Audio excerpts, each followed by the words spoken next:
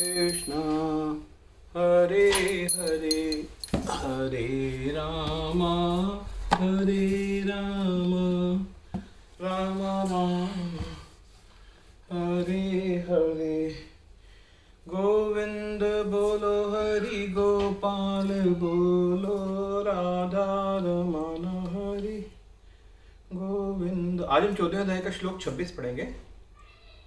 माम च यह अव्यय विचारेण भक्ति योगेन सेवते स गुणान समतीतय एतान ब्रह्म भूयाय कल्पते।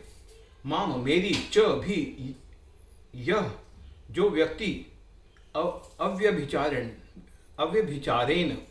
बिना विचलित हुए भक्ति योगेन भक्ति से सेवते सेवा करता है स वह गुणान प्रकृति के गुणों को समतीतय लांघ कर एतान इन सब ब्रह्म भूयाय ब्रह्म पद तक ऊपर उठा हुआ कल्पते हो जाता है।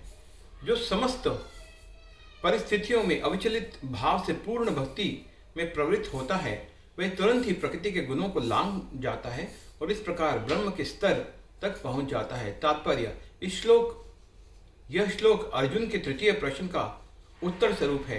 प्रश्न है, दिव्य स्थिति प्राप्त करने का साधन क्या है।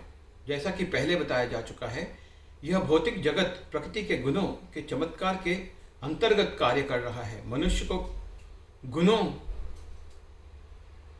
के कर्मों से विचलित नहीं होना चाहिए। उसे चाहिए कि अपनी चेतना ऐसे कार्यों में ना लगाकर उसे कृष्ण कार्यों में लगाए।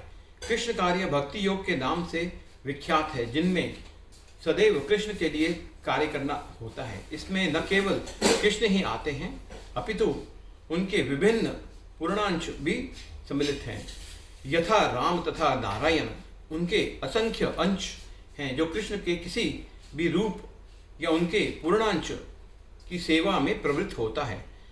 उसे दिव्य पद पर स्थित समझना चाहिए। यह ध्यान देना होगा कि कृष्ण के सारे रूप पूर्णतया दिव्य और सच्चिदानंद स्वरूप हैं। ईश्वर के ऐसे रूप सर्वशक्तिमान तथा सर्वज्ञ होते हैं और उनमें समस्त दिव्य गुण पाए जाते हैं। अतएव यदि कोई कृष्ण या उनके पूर्णांश की सेवा में दृढ़ संकल्प के साथ प्रवृत्त होता है तो यद्यपि प्रकृति के गुणों को जीत पाना कठिन है, लेकिन वह उन्हें सरलता से जीत सकता है। इसकी व्याख्या 7वें अध्याय में पहले ही की जा चुकी है। कृष्ण ही की शरण ग्रहण करने पर तुरंत ही प्रकृति के गुणों के प्रभाव को लांघा जा सकता है। कृष्ण भावामृत या कृष्ण भक्ति में होने का अर्थ कृष्ण के साथ समानता प्राप्त करना। भगवान कहते हैं कि उनकी प्रकृति सच्चिदानंद स्वरूप है और सारे जीव परम के अंश हैं।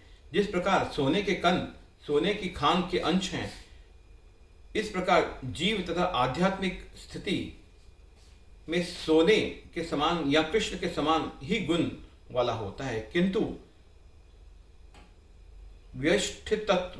व्यष्टितत्व का अंतर बना रहता है। अन्यथा भक्ति योग का प्रश्न ही नहीं उठता। भक्ति योग का अर्थ है कि भगवान है, भक्त है तथा भगवान और भक्त के बीच प्रेम का आदान प्रदान चलता रहता है। अतः भगवान में और भक्त में दो व्यक्तियों का व्यष्टितत्व वर्तमान रहता है, अन्यथा भक्ति योग का कोई अर्थ नहीं है। यदि कोई भगवान जैसे दिव्य स्तर पर स्थित नहीं है तो वह भगवान की सेवा नहीं कर सकता। उदाहरणार्थ, राजा का निजी सहायक बनने के लिए कुछ योग्यताएं आवश्यक हैं। हरे कृष्णा कृष्णा कृष्णा।